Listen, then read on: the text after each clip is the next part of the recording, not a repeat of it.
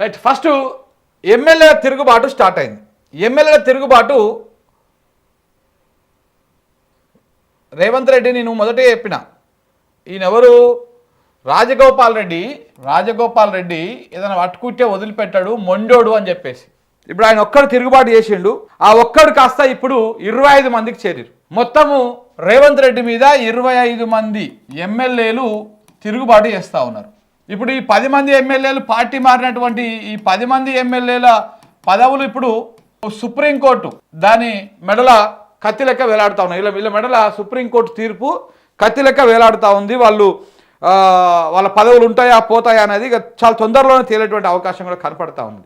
ఎందుకంటే ఇప్పటికే 3 నెలల లోపల స్పీకర్ నిర్ణయం తీసుకోవాలి సుప్రీంకోర్టు ఆదేశాలు జారీ చేసింది. అయినా కానీ ఆ తీర్పు ఇచ్చినాక దాదాపు అటు ఇటుగా ఒక 4 రోజుల తర్వాత నిన్న స్పీకర్ గారు నిన్న ఏమి ఈ 10 పార్టీ మారినటువంటి ఈ 10 మంది ఎమ్మెల్యేలల్లా 5గురికి నోటీసులు ఇచ్చిండు. ఇంకా మిగతా 5గురికి ఇవ్వాల్సి ఉన్నది. అయితే ఈ 5గురిలో మీరు రిప్లై ఇవ్వాలి అని చెప్పేసి వాళ్ళకు నోటీసులు జారీ చేసి పార్టీ ఫిరాయింపు ఎమ్మెల్యేలకు నోటీసులు 5గురికి జారీ చేసిన స్పీకర్ పార్టీ ఫిరాయించారన్న బీఆర్ఎస్ ఫిర్యాదు పైన వివరణ ఇవ్వాలని ఆదేశం. మరో 5గురు ఎమ్మెల్యేలకు కూడా వచ్చే వారం ఇచ్చేటువంటి అవకాశము ఉన్నది. ఏంది నోటీసులు. ఎంత ఈ మన రాజ్యాంగము స్పీకర్ గారు తన అధికారాన్ని ఏ రకంగా దుర్వినియోగం చేస్తారో ఇక్కడ అర్థం చేసుకోవచ్చు. ఫస్ట్ ఇది డిస్కస్ చేసుకున్నాక అది డిస్కస్ చేద్దాం. ఎట్లా ఏ రకంగా ఇప్పుడు ఫస్ట్ 10 మంది ఎమ్మెల్యేలు పార్టీ మారిరు. అయితే ఈ 10 మంది ఎమ్మెల్యేలు పార్టీ మారితే బీఆర్ఎస్ పార్టీ ఫస్ట్ 3 పోయారు. ఎవరు? ఫస్ట్ దానం నాగేందర్ పోయిండు ఖైరతాబాద్ నుంచి, తర్వాత స్టేషన్ గన్పూరు, తర్వాత తెల్ల వెంకటరావు. ఈ 3 పార్టీ మారిరు. ఈ పార్టీ మారినప్పుడు ఈ 3 మీద చర్యలు తీసుకోవాలి అని చెప్పి బీఆర్ఎస్ పార్టీ స్పీకర్ గారికి లేఖ ఇచ్చింది, ఒక ఫిర్యాదు చేసింది, పిటిషన్ ఇచ్చింది. అయ్యా ఈ 10 మందిలో ఫస్ట్ 3 మారిర్రు, వీళ్ళ మీద చర్యలు తీసుకోండి అని చెప్పేసి, వాళ్ళ మీద వేటు వేయండి అని చెప్పేసి బీఆర్ఎస్ పార్టీ ఒక పిటిషన్ ఇచ్చింది స్పీకర్ దగ్గర. అంటే ఇచ్చినప్పుడు దాని మీద కనీసం స్పీకర్ గారు చలనం కూడా లేదు, కనీసం స్పందించలేదు. ఆల్రెడీ ఇచ్చినాక 2 నెలలు చూసిరు, 3 నెలలు చూసిరు, అయినా స్పందన లేదు. వీళ్ళేం చేసిరు? బీఆర్ఎస్ పార్టీ వాళ్ళు హైకోర్టుకు పోయారు. స్పీకర్ గారు స్పందిస్తలేరు, మీరు ఆదేశాలు జారీ చేయండి, సుప్రీంకోర్టు తీర్పు ఉన్నది ఆల్రెడీ గతంలో, 3 నెలల సమయం లోపల స్పీకర్ నిర్ణయం తీసుకోవాలని చెప్పేసి సుప్రీంకోర్టు తీర్పు ఉన్నది. ఆ నేపథ్యంలో మీరు స్పీకర్ గారిని ఆదేశించండి అని చెప్పేసి హైకోర్టుకు పోయారు. హైకోర్టు సింగిల్ బెంచ్ ధర్మాసనము ఈ వాదనలు విన్న తర్వాత నిర్ణీత గడువు లోపల మీరు నిర్ణయం తీసుకోవాలి అని చెప్పేసి స్పీకర్ కార్యాలయానికి ఆదేశాలు జారీ చేసింది. ఏది? హైకోర్టు.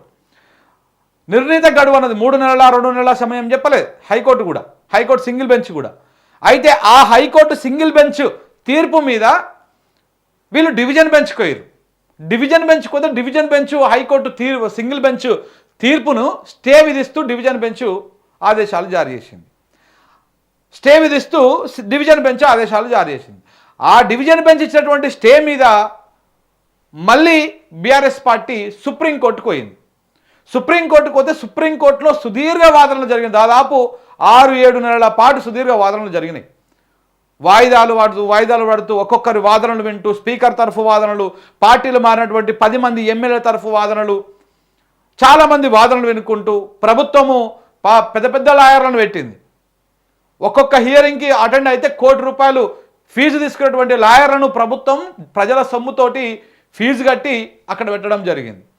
ఏది? ఈ ఎమ్మెల్యేలు 10 మంది ఎమ్మెల్యేల మీద వేసినటువంటి పిటిషన్ మీద. అయితే అంత చేసినా కానీ సుప్రీంకోర్టు ఇరు వాదనలు విన్నది. అందులో చాలా ఆసక్తికరమైనటువంటి వ్యాఖ్యలు చేసింది. ఎందుకంటే ప్రభుత్వము స్పీకర్ గారు స్పందన లేకపోవడం, ఆయన చర్యలు తీసుకోకపోవడం పట్ల. కానీ బీఆర్ఎస్ పార్టీ వాళ్ళు చాలా లాజికల్గా వాళ్ళు ఎమ్మెల్యేల మీద వేట్ వేయండి అని చెప్పేసి సుప్రీంకోర్టుకు పోయి ఉంటే వీళ్ళ పిటిషన్ తిరస్కరించేవాళ్ళు. ఈ 10 మంది ఎమ్మెల్యేల మీద వేట్ వేయండి అని చెప్పేసి వీళ్ళు పోలే. స్పీకర్ గారి దగ్గర మా పిటిషను పెండింగ్లో ఉన్నది, స్పీకర్ గారు అసలు తీసుకోవడం లేదు నిర్ణయము, స్పీకర్ని తొందరగా నిర్ణయం తీసుకునే విధంగా అది చేయండి అని చెప్పేసి వీళ్ళు చాలా టెక్నికల్గా పోయారు. స్పీకర్ అంటే ఎప్పుడు మీరు వేటు వేయండి అంటే అది నా పరిధిలోని అంశం కాదు, స్పీకర్ చేసే నిర్ణయం అని చెప్పేసి టక్కున తోసిపడేస్తుంది ఏ కోర్టు అయినా. కానీ స్పీకర్ గారు నిర్ణయం తీసుకోవడం లేదు, 3 నెలలు కాదు 4 సంవత్సరాల కాలంగా ఇట్లనే పెండింగ్ పెడుతున్నారు అనేటువంటి అంశం మీద పోయి సుప్రీంకోర్టులో సుదీర్ఘ వాదనలు, వీళ్ళ వాదనలు, వాళ్ళ వాదనలు ఉన్న తర్వాత మొన్న రీసెంట్గా దాని మీద ఫైనల్ జడ్జిమెంట్ వచ్చింది. 3 నెలల సమయం లోపల మీరు నిర్ణయం తీసుకోవాలి స్పీకర్ గారు. స్పీకర్ గారు పరిధిలోకి మేమేం పోవడం లేదు, కానీ ఆయన రాజ్యాంగాన్ని ఫాలో అవ్వనప్పుడు మేము మా తదుపరి నిర్ణయం తీసుకోవాల్సి ఉంటుంది. ఒకవేళ ఆయన నిర్ణయం తీసుకోకపోతే మీరు మళ్ళీ కోర్టుకు రావచ్చు అని కూడా బీఆర్ఎస్ పార్టీకి చెప్పింది. దాంతో స్పీకర్ ఆదేశాలు రావడంతో ఆ సందర్భంగా ఏదైతే ఫస్ట్ హైకోర్టు సింగిల్ బెంచ్ ధర్మాసనం ఏ తీర్పు అయితే ఇచ్చిందో ఆ తీర్పును సమర్థించింది సుప్రీంకోర్టు. డివిజన్ బెంచ్ ఇచ్చినటువంటి స్టేను కొట్టిపడేసింది, ప్లస్ డివిజన్ బెంచ్ తీర్పును తప్పుపట్టింది. సింగిల్ బెంచ్ ధర్మాసనం ఇచ్చినటువంటి తీర్పు ఆయన టైం పీరియడ్ లేదు, అందులో నిర్ణీత గడువు అన్నారు. అలాంటప్పుడు డివిజన్ బెంచ్ ఎందుకు స్టే ఇవ్వాల్సి వచ్చింది అన్నటువంటి ప్రశ్నను కూడా సుప్రీంకోర్టు ప్రస్తావించింది.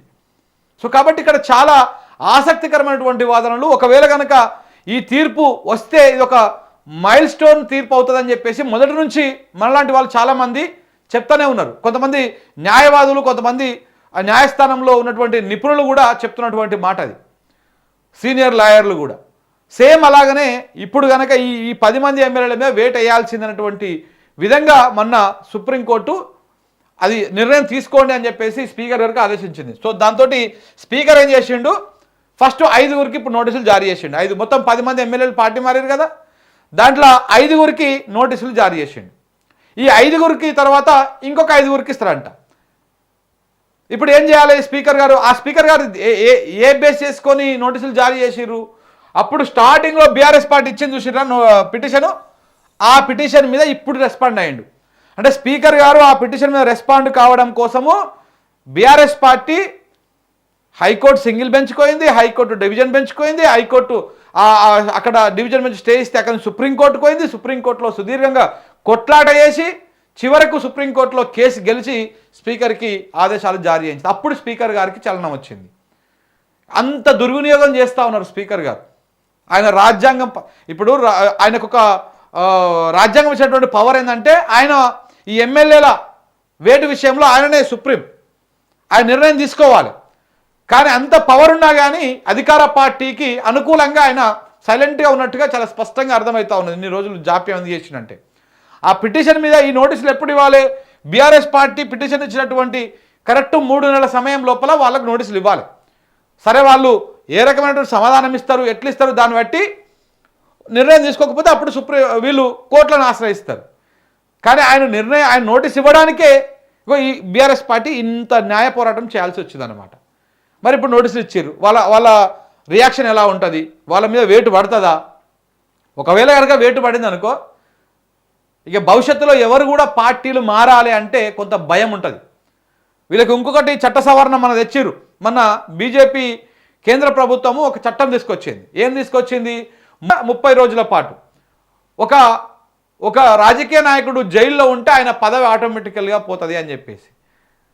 ఈ చట్టం మంచిగానే ఉన్నది, మంచిదే అది. ఎందుకంటే రాజకీయ నాయకుల క్రిమినల్స్ ఉంటే వాళ్ళే క్రిమినల్స్ ఇంకా ఏ రకంగా రాజ్యాన్ని పరిపాలిస్తారు? ఇప్పుడు రేవంత్ రెడ్డి గారు ఉన్నారు, ఈ దేశంలోనే నెంబర్ 1 క్రిమినల్స్ కేసులు ఉన్నటువంటి దాంట్లలో రేవంత్ రెడ్డి గారు తొలి ప్లేస్లో ఉన్నారు, ఫస్ట్ ప్లేస్లో ఉన్నారు. 89 కేసులు ఉన్నాయి ఆయన మీద, అవి కూడా క్రిమినల్ కేసులు ఉన్నాయి. 89 కేసులు ఉన్నాయి మన రేవంత్ రెడ్డి గారి మీద. ఇక ఆయన రాష్ట్రాన్ని ఏ రకంగా పరిపాలిస్తాడు? రాష్ట్ర ప్రజలకు కావాల్సినటువంటి కార్యక్రమాలు ఎట్లా చేస్తాడు? అందుకే రాష్ట్రం ఇట్లా అయింది. ఒకవేళ అది కనుక ఇంప్లిమెంటేషన్ అయితే ఇలాంటి వాళ్ళందరూ పోతారు, ఇందులోకి వెళ్ళి వైపౌట్ అయిపోతారు. సో కాబట్టి అది మంచి నిర్ణయమే. అలాగనే ఎవరైతే పార్టీ మారుతా ఉన్నారో పార్టీ ఫిరాయింపుల చట్టాన్ని అమలు చేస్తలేరు ఇప్పుడు, దానికంటే ఇంకా బలమైనటువంటి చట్టం ఆటోమేటికల్లీ డిజాల్వ్ అయిపోవాలి. అంటే ఇంకా మళ్ళీ పోయి కోర్టులో పిటిషన్ ఇవన్నీ ఏమి ఉండొద్దు. ఇప్పుడు పార్టీ మారిన తర్వాత 3 నెలల సమయం లోపల పార్టీ మారినాక ఆటోమేటికల్లీ డిజాల్వ్ అయిపోవాలి ఆయన పదవి. ఆ రకంగా చట్ట సవరణ చేయండి. అప్పుడు పార్టీ మారుతందుకు ఏ ఎమ్మెల్యే కానీ ఏ ఎంపీ కానీ ఎవరు కూడా ధైర్యం చేయరు, సాహసం చేయరు. ఒక గుర్తు మీద గెలిచి ఇంకో పార్టీలోకి పోవడానికి. ఎమ్మెల్యేలకు ఏమైపోయింది? సామంత రాజుల లెక్క తయారయ్యారు. గెలవగానే ఆ పార్టీ అధికారంలోకి రాగానే మొత్తం దోసుకుతున్న కార్యక్రమాలు చేస్తూ ఉంటారు, మొత్తం దోసుకునే కార్యక్రమాలు. ఇప్పుడు కాంగ్రెస్ ఎమ్మెల్యేలు కొత్తగా గెలిచేటువంటి ఎమ్మెల్యేలు మామూలుగా లేదు వాళ్ళ దోపిడీ.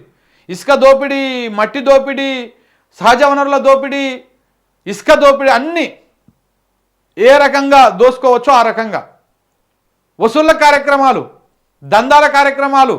ఇక మనం గెలిచేది ఉందా సచ్చేది ఉందా దంచుకోవాలన్నట్టుగా ఒకరొక్కరు మనం చూడలే తుంగతుర్తిలో కానీ ఇంకా రకరకాల చోట్ల వసూళ్ల కార్యక్రమాలు, వైన్ షాపుల నుంచి, బెల్ట్ షాపుల నుంచి, పెద్ద పెద్ద బిజినెస్ మ్యాన్ల నుంచి, రైస్ మిల్లుల నుంచి ఇట్లాంటి కార్యక్రమాలను చేస్తూ ఉన్నారు. సో ఈ రకంగా నడుస్తూ ఉందన్నమాట. కాబట్టి ఇప్పుడు స్పీకర్ గారు నిర్ణయం తీసుకొని ఆటోమేటికల్గా ఇప్పుడు చట్టం తెచ్చిరు కదా, ఏదో ఒక రోజులో వీళ్ళు పార్టీ మారంగానే వెంటనే వీళ్ళ పదవి, ఎమ్మెల్యే పదవి పోయేటువంటి విధంగా కనుక చట్ట సవరణ తీసుకొస్తే, ఈ పార్టీ ఫిరాయింపుల చట్టాన్ని సవరణ చేసో లేకపోతే అమెండ్మెంట్ చేసో ఇంకా కొత్త చట్టం తెచ్చో పెడితే అప్పుడు ఇంకెవరు పార్టీ మారరు. ఈ స్పీకర్ చుట్టుముట్టు తిరగాల్సిన అవసరం ఉండదు. ఈ స్పీకర్ గారు అధికారాన్ని చేతిలో పెట్టుకొని నాకు తెలియదు, నేను చూడలేదు, ఈరోజు నేను బిజీగా ఉన్నా, ఫ్రీగా లేను, ఇట్లాంటి సొల్లు ముచ్చట్లు చెప్పడానికి ఉండదు. సో కాబట్టి అవన్నీ కూడా నడిచిపోతాయి. సో ఇవన్నీ కూడా నడుస్తూ ఉందన్నమాట. ఈ రకంగా నడుస్తూ ఉంది.